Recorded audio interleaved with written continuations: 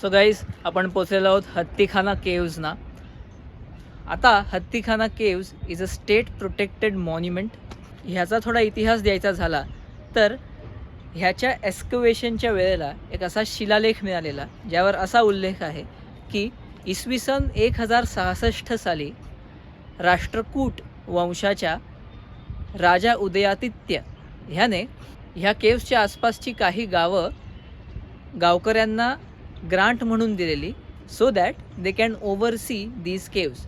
ह्यावरून आपण अनुमान बांधू शकतो की हत्तीखाना केव्ज ह्या अराऊंड 950 वर्ष पूर्वीच्या आहेत. तुम्ही इथे याल कसे तर गुगल मॅप्सवर हत्तीखाना टाकल्यावर तुम्हाला ही जागा मिळेल आणि देवीच्या देवळापासून फक्त 5 ते 7 मिनिटं चालत हे ठिकाण आहे. नाव लेट अस एक्सप्लोर.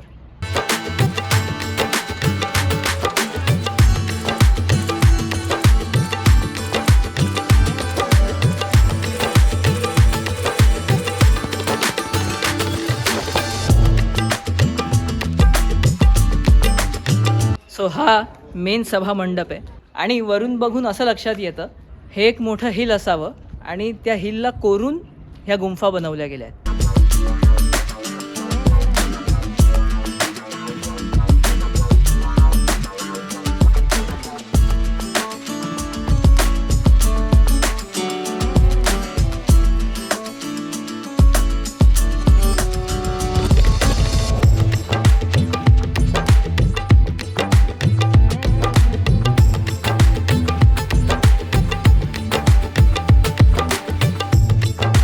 इथं नाही का एक गुफा होती, केव होती.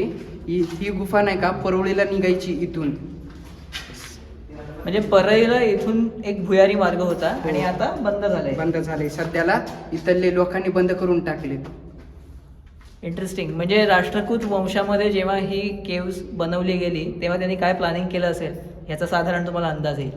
इनफॅक्ट दुसऱ्या गावकऱ्यांबरोबर बोलल्यावर मला असं कळलं की इकडून भुयारी मार्ग परळीला निघतो, खरंच निघतो की नाही हे बघण्यासाठी शेळ्या इथून सोडलेल्या आणि त्यापैकी फक्त एक शेळी परळीतून बाहेर आली. एक शेळी आली याचा अर्थ मार्ग खरंच आहे, फक्त आता गव्हर्नमेंटनी तो बुजवून टाकलाय.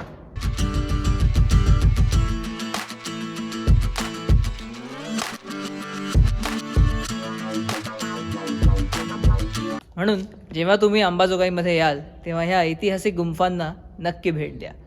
नाव let us move on to our next destination.